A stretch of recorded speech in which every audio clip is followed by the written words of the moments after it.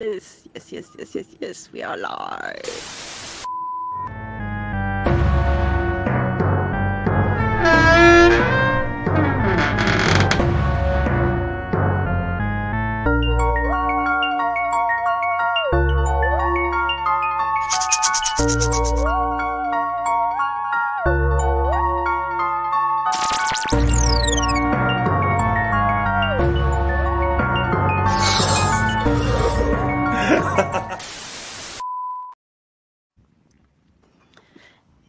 Hello, everybody. Greetings and salutations, everyone. Welcome to the Tomb of the Terrible. I am your host, UncleNecRo. I am joined by Rasty Slasher, Delphine, and our girl Friday with special guest Josh. I apologize. My head is still swimming from what we are about to foist upon all of you tonight. And that is the 1992 classic Winterbeast. Sure. Cult classic. This is a really shitty cult, by the way. Oh, yeah. I want to share my newest friend, though. Nice. Okay.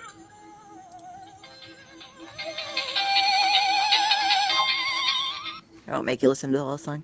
This is a new toy that I got. So he's going to be joining us for all of October. Ratatosker's just going to hang out and drink by himself. Nice. Have a new guy. So. Just October or all year round, I'm hoping. Well, he'll be with us all year round, but he's going to be our special guest through all of October. Special co-host. Frankenstein's monster and dancer. Okay. There you go. So I've missed you guys, man. I've been out for a couple weeks, still kind of technically out for another week or so. But I could not resist coming back for this movie because this was one of my picks. It's a very special movie to me. When I was young, me, my mom, my brother, my sister, and my cousin Michael used to just go and rent the most random horror films we could watch on Friday nights. It's just what we did on Fridays. And we went to the long since defunct West Coast Video, which was strange to even have one in Ohio at all. It was the only place this movie was even available to rent anywhere near us. And we'd heard of my cousin Michael, who's older, who had heard about it, and he'd hunted it down everywhere, and he found this copy. So we watched it, and of course, I don't feel much different about it now than I felt about it then, to be honest. We'll talk about that a little bit more later, but like, it's just one that, for the history behind the movie, which we'll also talk about, it just had to be mentioned on this show. It felt really important to me that we included it at some point. So I apologize in advance to all of you at home who have not yet watched it, who may watch it after this. But I don't apologize to you guys because, we're family. You got to do this to family. This is also one of the movies as to why I'm no longer allowed to pick movies here at home.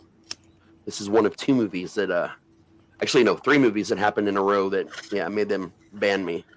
So I watch bad movies alone now. I have the same problem. For me, it was this one, Wolf Cop, which is also on our list at some point, and Monstered, which I also wrote down on our list. Wow. Yeah, I'm still intrigued by the last one there, Monstered. Yeah, yep. It is that one's actually from the same filmmakers that made the Jack Frost horror film. It's part of the same continuity in the overall world, because Jack Frost starts with a serial killer escaping prison, but if you really pay attention, it was actually a small group of them that escaped. And different ones went on different adventures to create different things. And, well, one fell in the radioactive waste and a bunch of human waste and became a giant monster turd instead of Jack Frost. So there's continuity involved. Yes. There's a whole world involved, like a bunch of different movies and stuff in that whole little world. It's we don't know why, but it's there. But before we get too far into it, you guys know I've been super busy with The Haunt. Hell's Dungeon, conveniently located in Dayton, Ohio. Come out and see us. We've gotten some interesting accolades recently. We've gotten all the major reviewers in our area have come through. Our scores range from a 7.8 to an 8.9, which anything above like a 7 is gold in the Ohio haunt industry. So we're really excited about that. We've got the largest cast we have ever had, and honestly, the best overall group of actors we've ever had. Like, managing these guys has been easy for me. like oddly easy. The hardest thing is when everybody calls off and we have to place people in different spots. But everybody's taking everything quick. Everybody's learning really quick. At this point in time, nearly all of our cast at some point in time has been mentioned in a review, which is a haunt first for us. We also got mentioned on iHorror, which is a very, very huge online horror site that covers a lot of things. One of their writers just happened to randomly come through the haunt and not tell us where they were from. Our owner, Fred, loves to just randomly catch people as they come out to say, hey, what'd you think? But he also asks questions like, how could we improve? Because that's an important thing for us to listen to people that come through, not just reviewers. We're actually more interested in the random people that come through, like, people in our hometown to know what they want to see. So he builds on that and gives that information to us. So we build it up a lot more every year just from that feedback. But this guy came through and he talked to Fred and we had no idea who he was. And he messaged the website, which I run. And he said, hey, I want to do something really special for you guys. Is that okay? And I'm just like, sure. Yeah. Okay. Whatever. And then he sends me the link to iHorror and he compiled a list of the greatest haunts in our country. And at the very end of this, it says, despite all these haunts being from other states, Ohio is actually the state that's most known for haunted attractions, and then gave us a special mention. And we're the only ones from Ohio mentioned. So that was like an enormous, big thing. I actually shed tears that day, this is not only the 7th time in my entire life that I've shed tears, and they were happy for a change. So that was a nice change. But on top of that, we got contacted quite at random by a local Harley Davidson dealership. Now, the original correspondence between us was just, what's pricing for group tickets? When we give them the information, then a couple weeks later, out of nowhere, my wife Michelle hears on the biggest rock station anywhere around here, an ad for Harley Davidson Xenia, which, by the way, check them out, Harley Davidson Xenia, claiming that they were doing the first ever annual Freak Fest bike ride that was going to end at our haunt. And that was the first time we'd ever known that it was part of an event, was because of the radio. So, we're scrambling. We called the next week. I talked to some awesome people over there, Ashley and Nick, and they set up some things. And I was like, hey, why don't we do a joint commercial? So I actually got to go down there last Thursday with some people from our haunt, some people over there. And we filmed this giant, it's a minute and 30 seconds long, which, as you guys know, is 3 times the length of the normal ad I like to produce because there's just so much to do. I had haunt walkthrough videos. I had just an hour and a half of footage there at the dealership. It took me 9.5 hours to edit this down to exactly a minute and 30 seconds and look as nice as it does. So we're pushing this big time. If you guys are in the area, you only have until Friday to get a hold of the dealership to buy your ticket for Freak Fest. It includes a dinner. It's $50. It includes a dinner, a $5 donation to a local breast cancer charity, and at the end of your bike ride, you stop at our haunt, hang out in the parking lot, get some food, meet the monsters, and you come inside. So we have an ad for that because I have to play it. I'm just too proud not to. So yeah. All right, ready? Yeah. Oh wait. Guys, it's Nick on your. There's minor flashing at about close to the 45-second mark, I think it is. Okay. Hi guys, it's Nick on your Harley Davidson Xenia. This 2023 Highway King from the Icons Collection. This is Hi-Fi Magenta, burnt white. It's going to be somebody a beautiful ride. What the heck?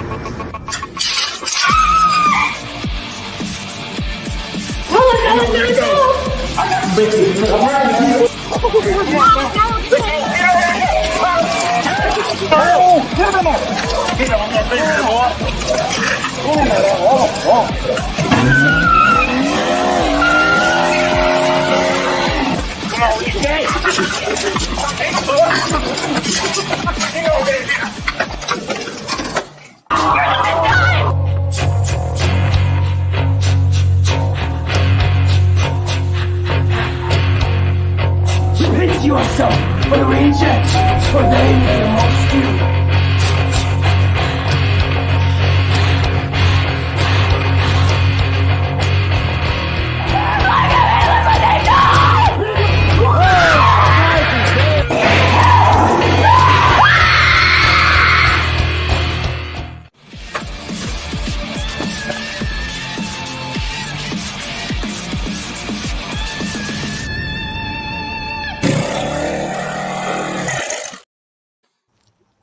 Yeah.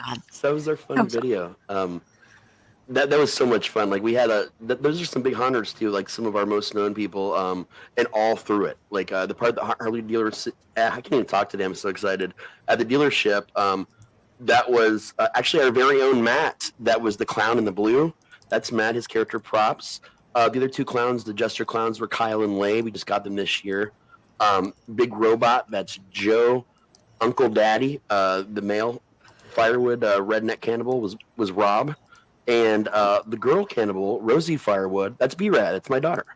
She is so it was a lot of fun to do this with them. And of course, for the owners out there, he's Rufus. He plays our title demon character. In the haunt, he's played by Bear, who's like just as tall, but like 3 times as like muscular and wide. So he's pretty frightening at the haunt. And then like just so many people, like too much of a list to name as far as the rest of the video. But like, I don't know, this was the second video I'd made for the haunt, but the biggest one as far as Harley.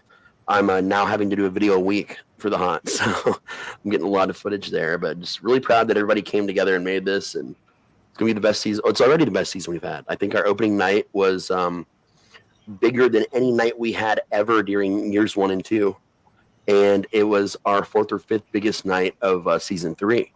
So to start that at the beginning of our season earlier this year was pretty fantastic. So. Community has finally figured out that we're there, that we exist behind the shopping center. So that's a big one. Nice.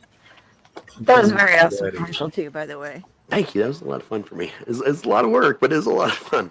I learned a couple new skills in the meantime that I'm going to bring to art to what we do. So, what we need to do in the future is bring on everybody whose persona starts with Uncle, and just have us run ripshod over something. I don't know. That'd be awesome. No, you'd love Rob. I talk a lot about how I've been doing haunts for like 29 years. He's been doing them for like 40 years. So like he's who I look up to personally in this whole area. Like Rob's the guy that I look up to. So I'll do anything with Rob at any time. I'm sure he'll get on for us sometime. Nice. Okay, so we've put this off long enough, I think. Yes. Let's get into Winterbeast. So the on the back of the DVD, and there is a DVD of this. It's been restored and everything. Weird things are happening in and around the Wild Goose Lodge, a snowy inn located in rural Massachusetts. People are being found dead and mutilated, while others are vanishing without a trace. Realizing that the violence might have something to do with Native American black magic and the ancient secrets of the area's historic totem poles, a trio of cops decide to investigate the goings-on and are faced with an array of monsters, ghouls, and even a sampling of murderous locals. So, I'm wondering, the people who wrote that blurb for the DVD, did they watch this and go, what? And then try their best to try to make some sort of semblance of a storyline to just put on there? Well, I will say that they also include a lot of the footage that was cut from the version that we all watched. Okay. It's stuff that never made it into the movie that did make the storyline make a little bit more sense, and then there was some more actual kills and some things that make the Winterbeast a little bit more important in the big release by Vinegar Syndrome. But they're known to take movies like this that are in deep into obscurity and make special editions. So okay, gotta make the money back. The thing that confused me was there were certain shots of people dying and creatures bursting through chests and things like that that never actually happened. They were shown multiple times, the same scene, but that person actually never died. Because that was those are nightmare sequences. The guy keeps having the same nightmare over and over again. It doesn't actually happen. He just... Oh, it doesn't show him like waking up. He just says like, okay, that's why it explains why he says, I saw that in a dream. But yeah. And I would like to mention that one of the things that I was thinking about when I was watching this movie was that the special effects were so bad that not even like a high school garage band would use them for a video. And then I discovered by looking at IMDb that actually the totem pole monster and the skeleton head that rips out of a man's stomach are Dokken. both props taken from the Dokken music video, Burning Like a Flame. Yeah. That is So- hilarious. Oh, that is but one thing that is going against this movie because this was shot in within like a 5-year or 10-year period. Well, it was filmed over 2 days in 1989, and then they just kind of stopped. 85. Oh, I read 89. In the No. trivia I found. It started in 85, and the guy thought it was going to be a weekend project. It was not, and they abandoned it until 89, and they filmed for 2 more days in 89 and didn't actually finish it until about 92. Yeah, so this is like over half a decade, like basically 7 years in the making and very small increments. And they even go from 16 millimeter film to Super 8 at one point in time during the filming. So Yeah. that's another reason why the effects look like odd. Even just their frame rates are very strange.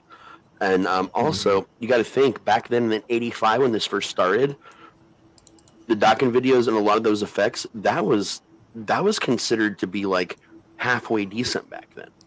Yeah. In I '85, remember that. not so much in '89 No. or '92, but in '85 they were considered to not be great, but to be acceptable for movies. And especially like music videos, because Definitely. you go back to when the videos at MTV had around when they first launched in '81.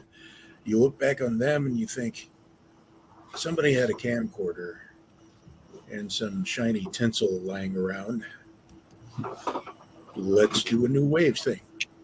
So, but yeah, there's like continuity issues. Like I've seen continuity issues where it's like, okay, I can like relax my brain, kind of squint and not really think about that. This is stuff I was picking out left and right because on one scene, especially, there's a character wearing a regular straight tie, and then the next scene he's wearing a bow tie. There's one scene. If you watch this, when you watch this, you need to watch this. Keep an eye on everybody's haircuts because, wow. In addition to those, also full outfits even. Also, there's time swapping from day to night while scenes and back again with no warning. And sometimes weird things for costumes. For example, one of the trees beyond the window in the ranger station is actually a guy in a tree costume because they didn't have enough trees over them. They just thought, oh, so it's really only the upper half of the of the body that was in the costume because that's all they needed to see from the window. But like, there's this one frame, if you watch it real slow, the second time, I think it's the second time it shows through that window, where when the branch goes, like sways a little bit, it turns slightly and you can see part of a hand. That's, Nice.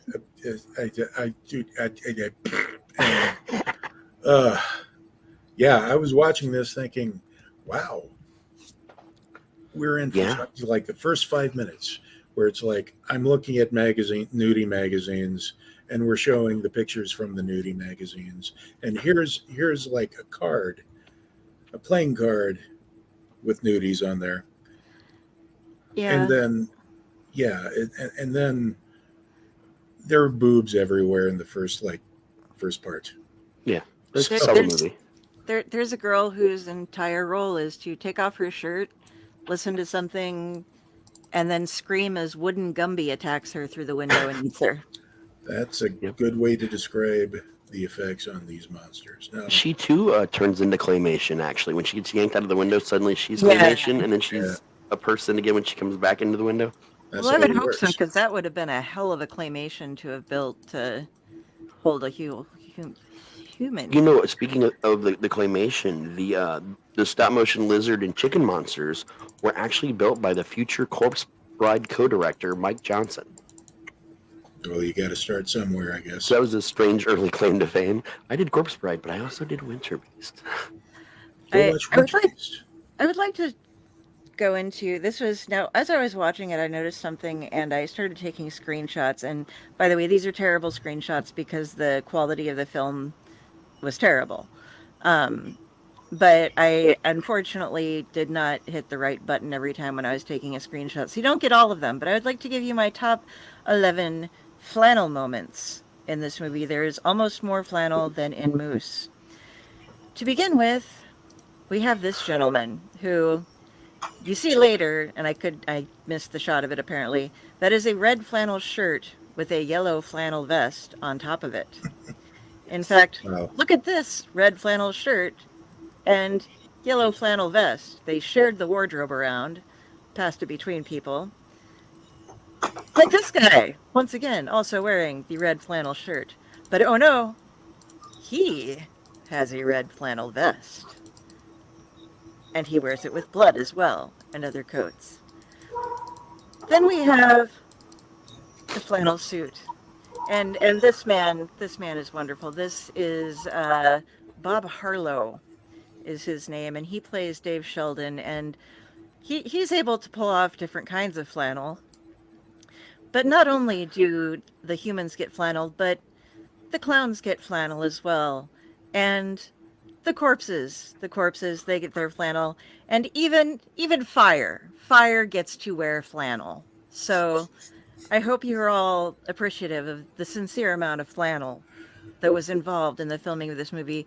And my one last picture as we go through is thank you again to Bob here. Bob Harlow makes the perfect Malcolm McDowell ventriloquist dummy.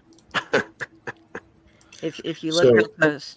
I, So I think I'm beginning to understand. You see, they may have started in 1985 filming this, but they had to wait all those years until grunge hit in '92 for it to finally come out. This was ahead of its time, people. no, we didn't wear that bad of flannel. We wore No. like this is my flannel from back in the day. This I had this in when I was in high school. I remember This is that. good flannel. Yep. That is bad flannel. I wore the green version of that pretty much all through high school. It's American Eagle. Nice. Mine one. was from the thrift store. As it's supposed to be. Exactly. I mean, Mine I'm not I wasn't preppy grunge like someone down there on the bottom left going to American Eagle for their flannels. This but, was a present. you know, I think it's American Eagle. we need Jenny and Josh to weigh in. Oh, yeah. Yeah. Oh no. Oh, was it? I need to know their flannel experience because I feel like this is important to know.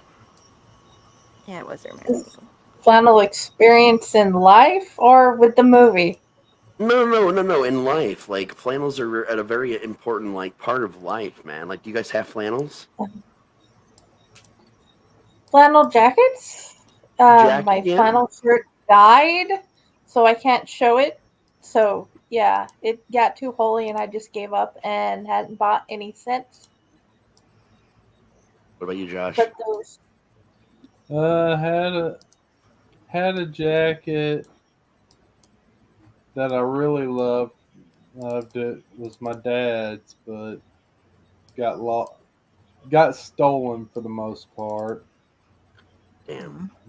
My Never final got that. flannel just Yeah. died last year. And it was the last piece of my flannel collection, and it was my dad's right after he passed. So I held on to it for a real long time before I started wearing it. And it finally just had enough holes in it that it was unfixable, so I had to let it go. So I currently am out of flannel, which is it's killing my soul, man. I need to start a flannel fund. That's what I need to do. Donate to the Raz Flannel Fund. I currently have a very, very comfy pair of flannel PJ bottoms that are just so soft. But I can't really wear in public because that button keeping the fly closed Oh, yeah.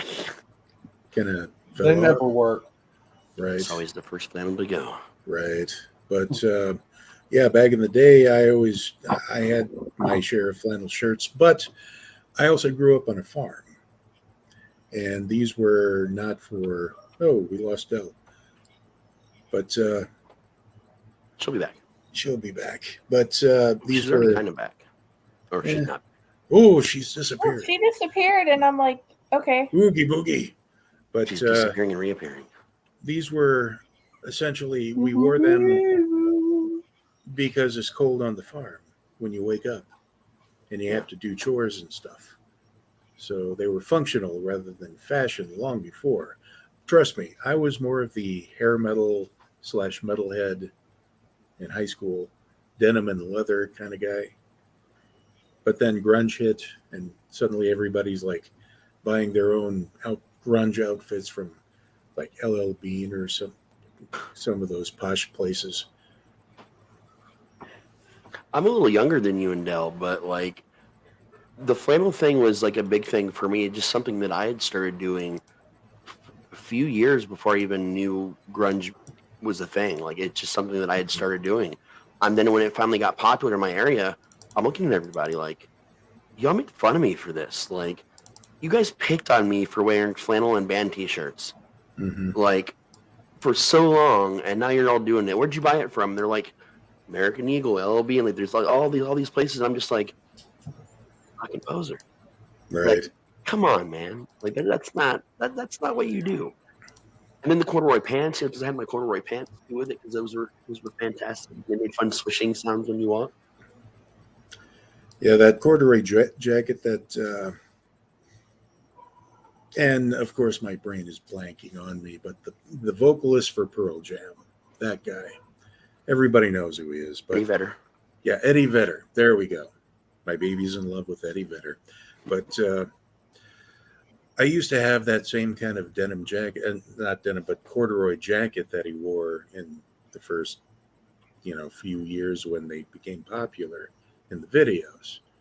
Only I had mine in the 80s. So I don't know why I'm even talking about this. So I come from a mountain.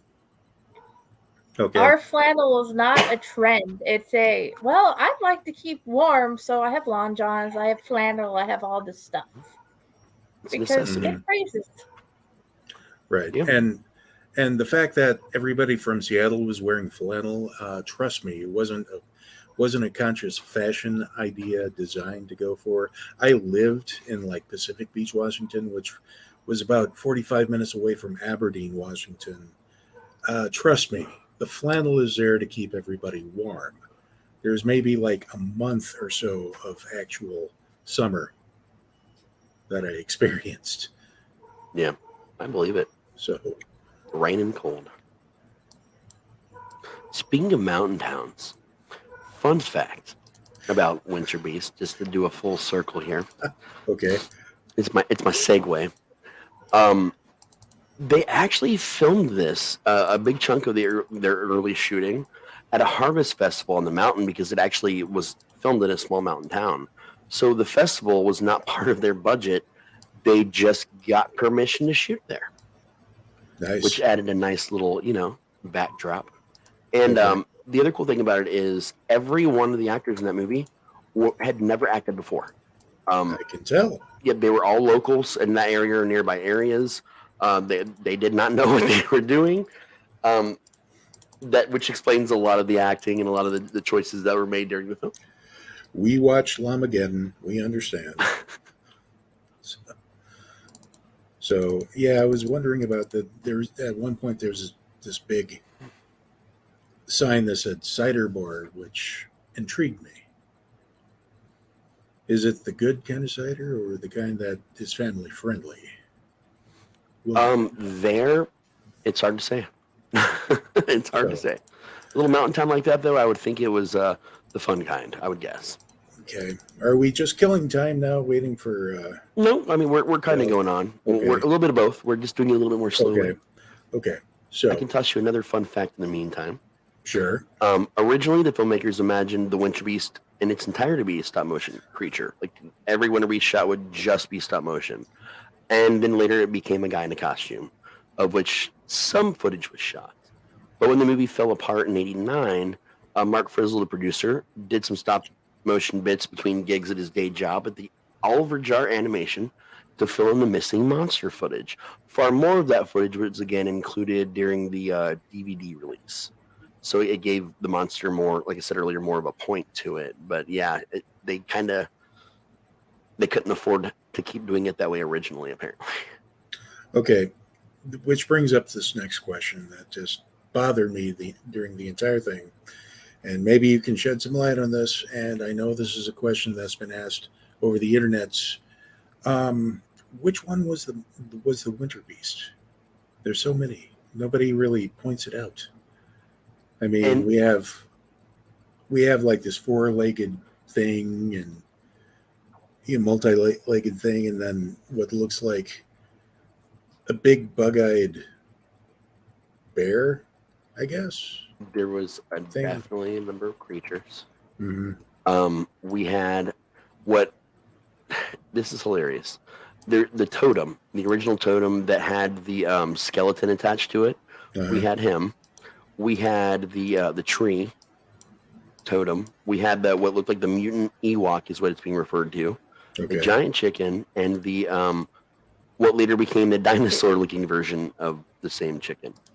Now, the Winterbeast was a creature that, reddish, demonish mask, horns, weird long black hair, and necklace made of bones. Okay. So it was the more of the non-claymation version. Okay, that guy. All right. Yeah, that guy was the actual Winterbeast, but there are some weird stop-motion-y shots of a creature that looks kind of like him. Okay. And also, kind of adjacent to that question, it didn't really look like winter, really. No. Maybe mid-fall. So, yeah, the filming of this movie happened it started the end of summer into early fall. They call it Winterbeast.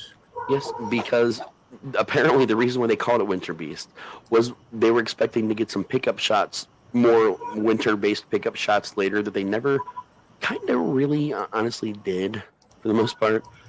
And the town itself that little mountain town is more of a tourist town that sort of starts getting busy in fall, and then winter people tend to stay out there, I guess, at that time back in the 80s. And I guess they just hoped for the best.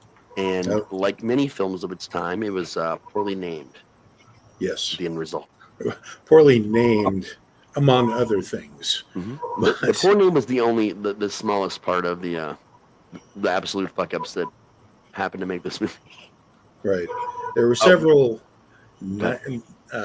day for night shots, and one of the characters constantly is wearing a pair of shades for some odd reason. The owner of the inn is quite delightful, and my favorite part is, let's just say, the corpse dinner party where he's just puts on a record and he puts on a mask and he's just dancing around. A creepy ass clown mask. I remember I was just sitting there going, okay, all right.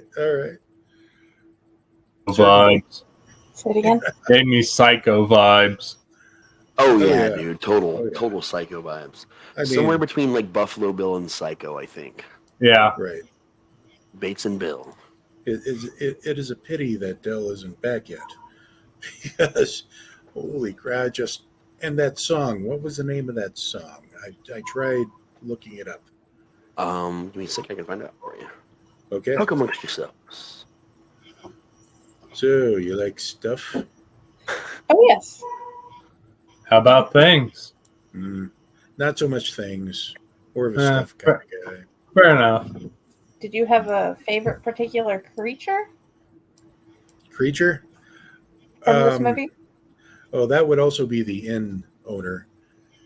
Yeah, just his contortions, his ability to go from pleasant to suddenly screaming, acting at a flick of a switch. It was fantastic. It was a sight to behold. Oh yeah.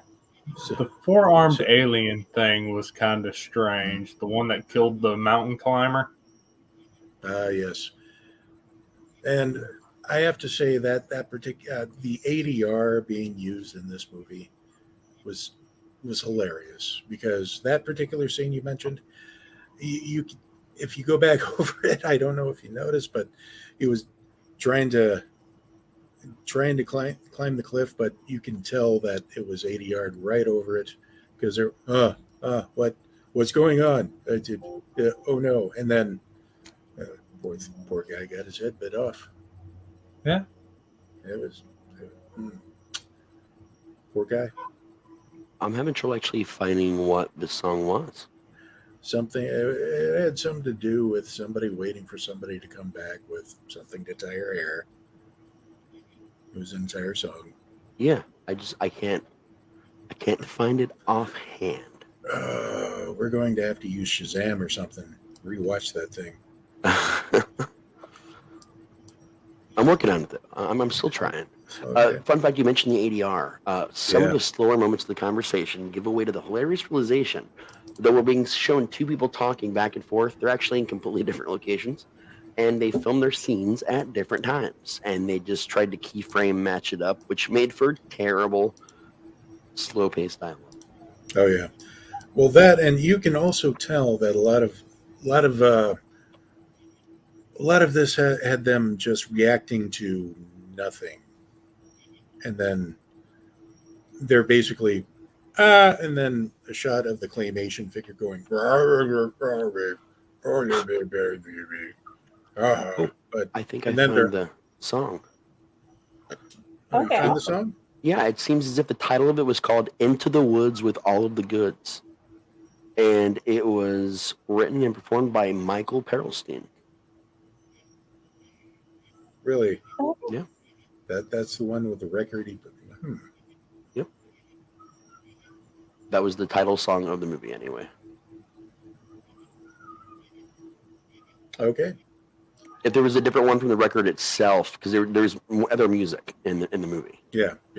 But all the music, possibly with the exception of that record, was Into the Woods with All the Goods. The rest of it, the one from the record could have been something else. I'm not seeing that anywhere. Because that's the one that got stuck in my head. Okay. With that delightful little scene with the mask. So, I don't know. Do you know at what time this was finally released on DVD? 92. We didn't have DVDs in 92, I believe. Oh, sorry, the DVD released. The video itself, I'm sure. Like Walmart for a couple of bucks. I don't know. Let's see. It actually got a newer one. A newer release happened in 2021, April of 21, and it was released on a Blu-ray collection called Homegrown Horrors. That is actually the most complete version of the movie. Really?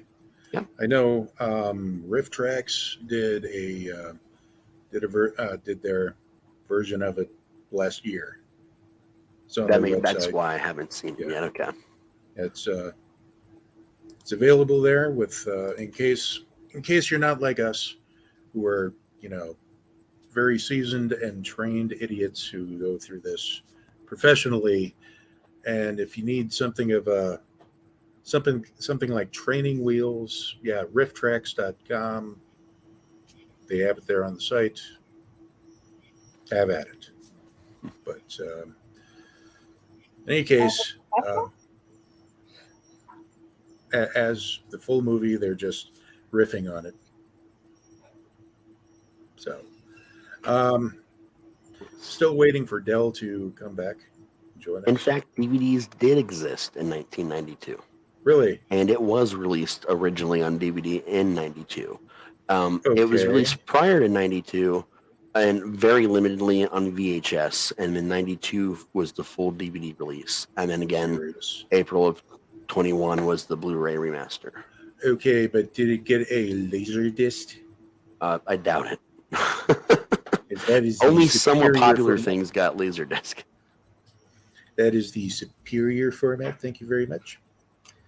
And I do have only one more fun fact. Okay. Do you guys remember that one moment where a character just spontaneously catches on fire? Yes. So that happened because the film ran out in the camera while shooting the scenes, resulting in a flash frame over his face. Okay. It was a random, complete accident with the camera. They left in the movie like so many other things. A happy little accident. Yeah. So, oh goodness. Yeah, Well- this is basically one of the movies that you start watching, you know it's terrible, but for some reason you can't look away. This is a train wreck. Yeah. This is a magnificent train wreck, and I would have to say you need to watch this at least once in your life Oh yeah. just to experience it. This has claymation, stop motion, special effects. And oh my gosh, this has been described as a bunch of horror scenes just kind of randomly taped together and held together with scotch tape and baling wire. I would say it, a little bit more like this is what would happen if somebody who wants to make a horror movie but also has severe ADHD and then succeeds in making the movie, but And lots of LSD. lots of LSD too. Well, Just liquid. They just put it in their water bottle and just all day. This was the 80s, so you can probably cocaine. I don't know. Sure, there was a fair amount of that as well. Right. So I do want to read some of the. Please stop. Some of the 5-star reviews from Amazon. Oh, please do. I love Amazon reviews anyway. Okay. Great, fun, awful, supernatural monster B movie. An incredibly super B type movie. Acting is bad, plot is paper thin, but ... The stop motion monsters are the stars of this show. Would make Ed Wood proud. Perfect movie for a party. From Brian Verhanovitz, if I'm pronouncing that correctly. Fair enough. And from Jennifer M. Hensley, crazy, with 4 exclamation points at the end. Oh, you know she's serious now. Oh yeah, like please buy this now. Are you a fan of stop motion? Just buy this. It needs to be in your horror collection. Oh yeah, oh yeah. And then a clip of the Kool-Aid Man bursting through. Anyway, Fun fact: Jennifer is the cousin of the Kool-Aid Man, with her 4 exclamations. Okay.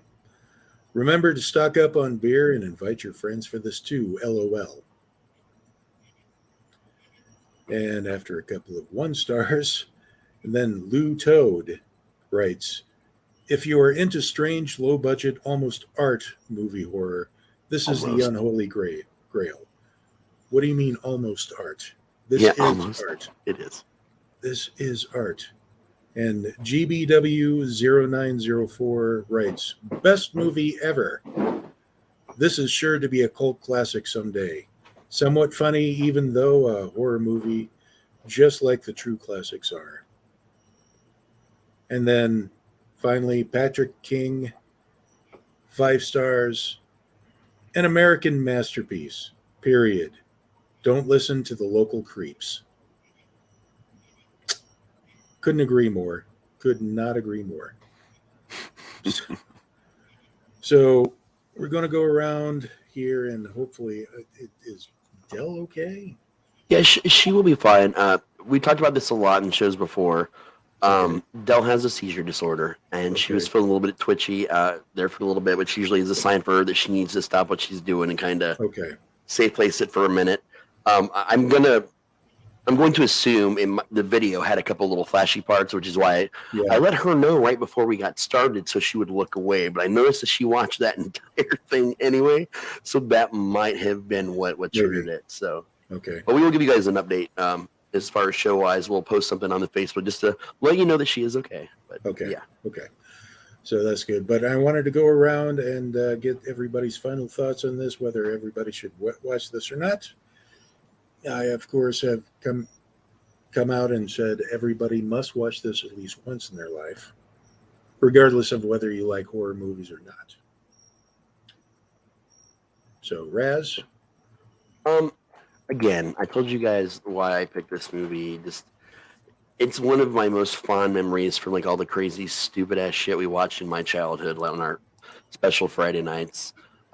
Those Friday nights kind of happened because we were big fans of Mystery Science Theater, which was not. I think that was on Saturdays for the longest time, and we wanted to kind of keep that going and do it like all weekend. So we actually did our own Mystery Science Theater on Friday nights with these movies before the real Mystery Science Theater, the night after. It was like our practice runs. So this was just one from my childhood that always sticks out the most, as awful as it is when you're just. It's best watched in a room of people or online in a group where everybody's just different levels of either completely sober or inebriated, and everybody's just kind of adding to the commentary while you watch the movie. So it's a party B movie, is what I consider it as. So, yeah. I mean, I would. Are we doing our ratings now officially yet? Or are we doing that later? We're doing that right after this, though. But, Got you. So I'll leave it with that. It's a movie that everyone should see once and only once, because it will scare you for the rest of your life. Okay, Friday and Josh. For the lizard thing, yes, everybody must watch it for the claymation lizard thing. That was my favorite part. It doing whatever it was doing. That and seeing Groot kill a half lady. It was Groot's grandfather. I am Groot. I am Clay. Okay. For ratings wise, I would say as a movie itself, just as a movie, this gets maybe a 4 out of 10. But as a cult classic, this definitely gets this will definitely get at least an 8 as far as craziness goes. Raz? Okay, so we're on a 1 through 10 rating this season. That's what I'm doing. Okay, cool. Because we were stuck in the 1 to 5 last time, which felt limiting. You know what I mean? Like 1 to 5. It's I like 1 to 10 better. I normally do 1 through 10, like banana stickers when I do the music reviews. Okay. So, and that's obviously something taken from Metalocalypse, banana stickers. So, anyway, go ahead. Let's see here. What do I rate this?